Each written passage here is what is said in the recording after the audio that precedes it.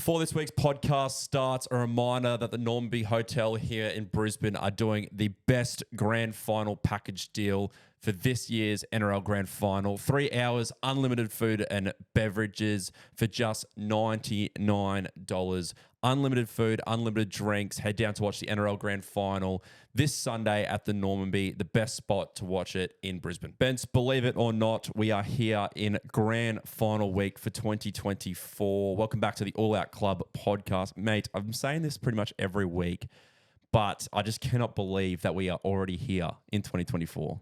I know, time has actually flown so fast. And to be honest, Storm versus Panthers was probably every second person's prediction for the final, which is kind of disappointing. Yeah. But now that we're here, I guess I'm very excited for the game. I have no idea who's going to win. Look, as a spectacle, I think it's the best team of the whole year in the Storm and probably the best team we've ever seen in the NRL era. So it's going to be a great game. I'm actually heading down to Sydney for the final with a few of the boys.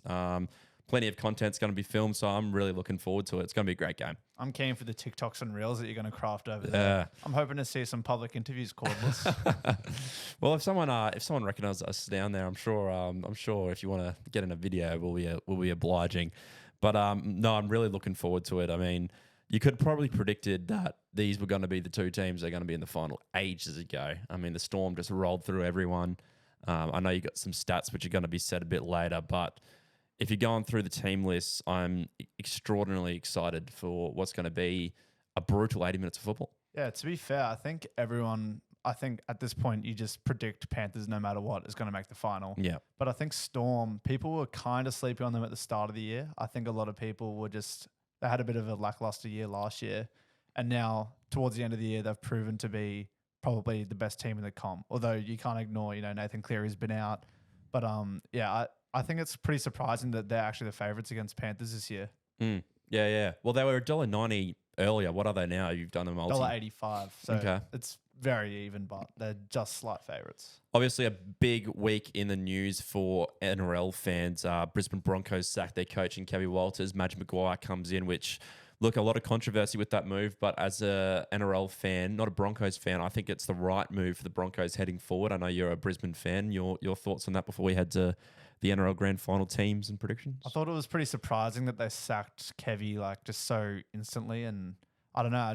I thought he was building something good, and it was such a rough year for the Broncos. That Origin period really killed us. We were missing pretty much our spine for probably 7-8 weeks of the year, plus Reynolds' injury. I think it was just an unfortunate year. Although in saying that, when we did have our players, we were bad. I would have given him another year personally, but I guess I can't complain. Madge has got such a good reputation. He obviously got that 2014 South Sydney win, which broke their massive drought of about 45 years or so. Yep. But I think it's also funny because he just doesn't bleed blue, He just turned his back on the Blues and just went straight to the oppositions. Does not care. I think a lot of the Blues fans might be a bit salty by that one, but I guess we've replaced a good coach with another good coach. So I feel mutual. I think there was a lot of talk about how tactically Kevin Walters was as a coach. I know he's more of he's an old boy of the club. He definitely, I sort of get the sense that he's more of you do it for the badge type coach rather than tactical nitty gritty type coach. So I think you replace that with Madge, who can easily fire up the boys as a more tactical coach than Kevy. I think it's a good fit for the Broncos. And as their premiership window is slowly fading away, I think it's the right call. Yeah, I just really can't wait to see Madge Maguire go into that training shed one time, see Reece Walsh and Ezra Mam doing their TikTok dances. I just want to see how he reacts to that and see if he, really knuckles down on that. But in saying that reputation and vibe that they've had in the dressing room, I think has been such a pivotal part in why they're all such close mates and why they've been so dynamic on the field. But I think Madge being the more serious, brutal coach, as we all know, it'll be interesting to see how the Broncos play under him. I think it's going to be very different. Yeah, I mean, the other big news is that Nelson Asafa Solomona has been banned for 5 weeks now as his charge was upgraded. Not downgraded, should I say, at the tribunal. Mate, he's a big miss for this week's final. We got Tui Kamakamika coming into the starting side for the Storm. Predictions, you're saying Penrith are going to win, is that right? I'm saying Penrith just. I'm going to say Panthers by 6. Like, I think the whole week I was saying Storm, Storm, Storm just because I want the Storm to win. But being a Broncos fan and seeing what Cleary did to me last year, I genuinely think he's just going to take over again. And I think he's going to clutch at the end, pretty much the same as last year. Exact score prediction for me is 24-18. Bit of a basic score. I think it's going to be 4 tries to 3. Cleary, man of the match. Man, I was saying the exact same thing, but I'm going the Storm with no confidence because Nathan Cleary is a master. Exactly. How can you confidently say when we've got arguably the GOAT already and he's like 23, 24 or something? Well, it begs the question, is Nathan Cleary already the GOAT? The thing that lets him down is his origin record's not great. And injury record, and he doesn't have a Dally M. Yeah. If you add a Dally M to his sort of career accolades, he's hands down the greatest of all time. And I was saying to Mick on the other podcast, if he wins this weekend, 4 in a row, 5 grand finals in a row, that's almost GOAT status already. I would honestly have him. He's already in my conversation, which is crazy. And I think if you think to yourself, Nathan Cleary gets injured right now, and you think about the career that he had, and everyone would be, debating whether he was the GOAT or could have become the GOAT. Everyone's already saying if he wasn't injured, he would have been the GOAT. Yeah. So he's only 26 as well. Yeah, it's ridiculous. So he's got a full career. He's not even in his prime right now. I mean, he probably is in his prime, but he's got probably 6 years left of his prime. I think a Dally M medal's coming, and I think he's just going to add to his resume and be solidified as the GOAT. Yeah, I agree, mate. Predictions for Clive Churchill. Now, you're saying Penrith win. Does that mean Nathan takes out the Clive Churchill? Are you backing him in? It's the most boring answer, but how can you not pick Nathan Cleary? I think the second, just behind him, I'd say Deadwoods because he just, he has a machine, doesn't stop, especially in the final. And I can't wait to hear the commentators absolutely glaze him every time he makes 10 meters on the ball. But in saying that, I think Cleary, he just gets his hands on the ball at all times when he needs to. And honestly, if he scores the winning try again, I'll just be interested to see how the Storm fans take it because the amount of stick us Broncos fans got, man, it was rough. He is very good, mate. And we've sort of done a combined team. Well, I've done a combined team because it's interesting. The way that the teams match up at the moment is quite impressive. I've done a combined team of who would you rather in the Storm Penrith team. I'll read it out and you can be the judge. So fullback, I've gone Edwards over Pappenhausen. And on the wings, I've gone Brick of War, actually. Not Xavier Coach, Brick of War, Will Warbrick and Brian To'o. Your thoughts on those back three already? I think the only one I'm changing is the Brick of War. I'm going Coates over him. I think Brick of War's had a better season than Xavier Coates. He probably has, but I think Coates is more talented and Coates has also missed a lot more games. He's a representative player. Not that obviously Warbrick's played his sevens or whatever that they say every single game. But Coates is also rapid. He's so quick. I think he offers more talent, but in saying that, Warbrick has had the better year, but I would say Coates over him.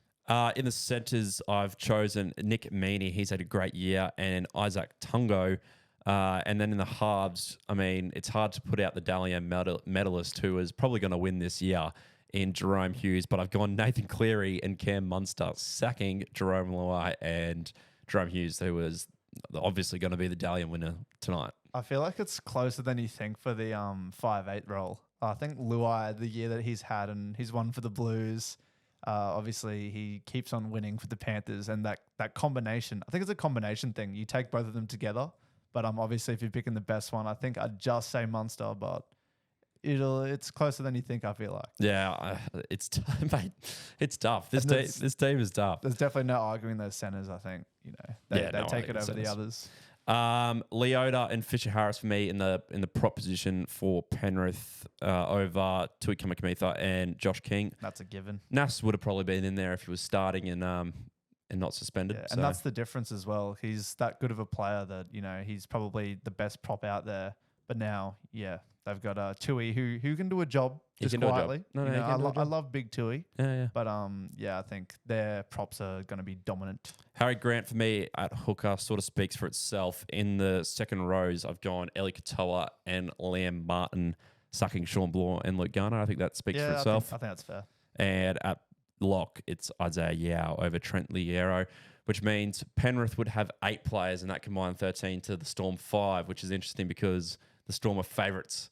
Yeah, it's really interesting. And I think there's someone you also got to rate is the coaches, Bellamy and Cleary. Who are you taking? Well, both records sort of speak for themselves, don't they? Longevity, you're taking Bellamy, and the way that he's coached this year, his team's been the best all year. So I think you got to take Bellamy, but again, you don't knock off a Cleary, do you? Yeah, it still looks like Panthers would have, more players that you'd select, which is really interesting once again because they're not the favourites. And despite winning the last 3 years, having pretty much the same team, Storm are favourites, which I think there's a bit of value in the Panthers. Yeah, agreed, mate. We touched on it before there when we were talking about the halves. The Dally M's are on tonight. A lot of talk that Jerome Hughes has got the medal already wrapped up. I know Dylan Edwards is leading the count after 12 rounds. As much as the Dally M's, I think, is a complete joke. The system really needs to change because we had the Brownlow last week. I love the Brownlow. I love watching it. Clears, the Dally M this year, I think it's going to be Jerome Hughes to lose, as I said. I think he almost got 3 points every single game after round 12. Yeah, Pete Cripps 3 points type thing. Yeah, and I found it pretty funny. Obviously, looking at the scoreboard before round 12, it was just so different to like who came on top at the end of the year. Like they had Nico Hines at second. He had a really good start to the year. Don't get me wrong, but towards the end, obviously he barely played. But I think it's Jerome Hughes to lose. And don't get me wrong though. Remember last year, everyone said SJ it was set in stone pretty much, and then KP won. That's the thing with Dally M is you seriously could bet on, the $7 roughie and it could just win. It could get up, yeah. Well, last year, Kalen Ponga wasn't even going to go and the NRL said, no, mate, you got to go because you got to win it. What's the deal with Kalen Ponga not wanting to go to things and then just backflipping? He pulled out obviously of the Kangaroo squad. The Australian team. Yeah, now he's back. Like I think that's also another topic we can discuss is do you think it's fair that players can just, opt out of playing for rep teams? Yeah, I think it is. Because at the end of the day, the Knights are paying Kalen Ponga $1.1 million a year to play football for them. If he says that I want to play, if I don't want to play for Australia and focus on the Knights, I think that's a fair enough decision. Yeah, I guess that is fair. And it also comes down to his, opinion and I guess it also does show his personality. He really cares about that Knights team. I think it's really interesting as well because obviously they'd get financial incentive to play for the Kangaroos and so on. And the fact that he's willing to reject them just shows that he has such a passion for that Knights team. And I think maybe the next few years, if he stays fit and healthy, Knights might sneak into that top 4. Yeah, they're definitely close. I think sort of like my sort of opinion on it, it's interesting because the pinnacle of a sport, you want to play for your country. Mm-hmm, that's what I mean. It's shocking. Like who wouldn't want to put on, the gold and green colours and represent your country? But I do understand that the Knights are paying him so much money. If he gets injured playing for Australia, when you have the chance to push your team into the top 8, top 4 for your NRL club, I do understand it. But, that's a decision that he made. And the NRL have been quite harsh on it. So that's all you can do. I guess, we'll just see what happens as well because, he obviously turned his back and I wish I could understand, the conversations he had because I feel like he probably got some external thoughts on it and changed his decision off that. Obviously, I have no idea. But you can tell at the start there was a reason he wanted to focus on the Knights and it seemed pretty adamant about it as well. And then a week later, it was all of a sudden, oh, no. I feel like he had some external people being like, nah, like you don't want to, put some news on about it. So, but yeah, I'm glad he's playing for us because I'm keen to see how he goes. Mate, 2 things to go before we wrap up the pod. NRL stats for the grand final. I know you got heaps of them. Let's rattle them off so listeners can potentially form a multi based on the brilliant stats that we've got here. Yeah, well, obviously the main one is the Panthers are going for their 4th consecutive premiership, which would make them the first club in 58 years to do so. Obviously, there's a fantastic rivalry between the Panthers and the Storm. Most notably, the Melbourne was the last team to beat Penrith in the grand final, which was in 2020. Do you remember that game? I do. Yeah, it was a fantastic game. I hope the same thing can happen, but Storm went out by like 20 points or something. Something to note as well is Jerome Luai is leaving at the end of this year. He's going to the Tigers, as we all know, getting paid a lot of money, and we'll see how he goes as more of an individual player over there, I'd say. But this is probably the last time as a club that Cleary and Luai are playing in the halves together. So there's some people to watch. Obviously, we went through the injuries and suspensions. Nasser's out, but Kamakamika is stepping in. Scott Sorensen, I think, is he still injured? I think he's still injured, still injured, yep. that's another loss for the Panthers as well. Something we didn't really discuss earlier, but something that's a bit beneficial for the Storm, I guess. And the Storm have scored 213 points in their past 5 games. And the Panthers' defensive record is also some of the best in the NRL of all time. So you've got probably one of the best attacking teams we've seen in a whole year against one of the best defensive teams. And besides that, I guess I've created my own multi based on all of these stats because there's just so many stats and so many cool things going on. I do think Panthers get the 4-peat, and I'm saying Panthers 1-12. I'm also saying Brian To'o to score, big game player. And I've also got Pappy to score because I just recall that 2020 try that he scored, which turned the game upside down.